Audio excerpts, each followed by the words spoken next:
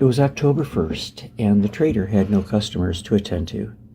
Treaty Day, with its annual payment of $5 per head to all the Indians, had come and gone, and all the excitement of the annual feast, the expenditure of the money and rifles, ammunition, saddles, blankets, flour, the gathering of the pack horses and the saddle horses, making of moccasins, and the hurried departure for the distant hunting grounds in the Rockies. All these things were over, and the trader was taking advantage of the lull to unpack and display his shelves with the bright new shawls and cloths which had already arrived to supply the wants of the Stonies when they returned from hunting at Christmas time with their furs and dried moose, sheep, and deer meat, to make merry together at the great New Year's feast. As he was unpacking the big wood boxes, the door opened and old Ben Chiniquy limped in. "Good day, storekeeper. Has the boat come in?" "Well, what does that mean, Ben?" said the trader. "Oh, when I was a stronger young man and pulled an oar in the company's big boat.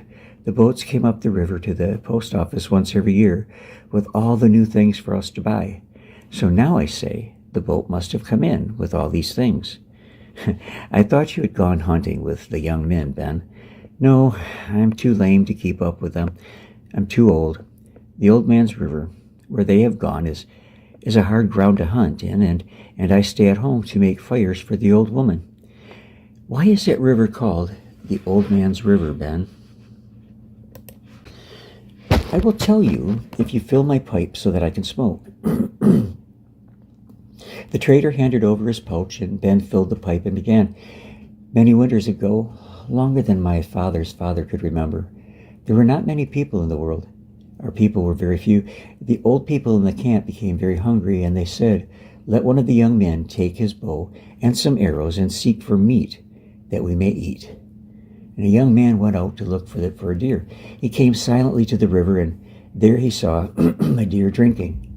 He was very hungry and in a great hurry, and he didn't shoot well. He hurt the deer, but didn't kill it. It ran away. He ran fast after it, and on the tracks he saw blood. As he followed, he heard a great noise like Mahoo, the thunder, and he said, 'What is that noise? The sky is not dark. There are no clouds.' So he followed the deer, and the noise became louder, and he was afraid. And soon he came out of the woods to a flat, bare piece of rock at the river's edge.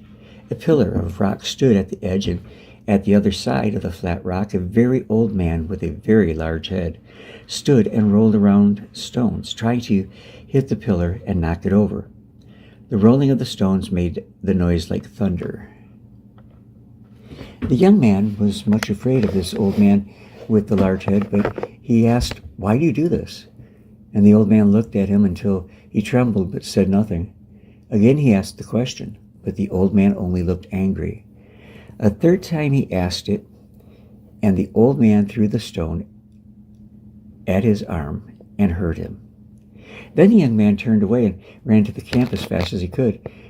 'Our young man has come back with a bad arm, but we are still hungry. He has no meat,' said the old man, or the old men. The hunter told what he had seen, and the old men said, 'This old man is truly Linktamini, the man of the big head, he who can call the birds. It is well he let you come home.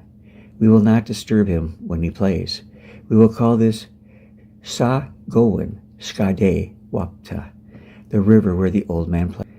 That is why we call it the old man's playing river. The white men call it only the old man's river. They do not know that the great Inktomini still plays there. We have heard the rolling of the stones many times when we hunted in the hills, but no man has seen him for many, many years."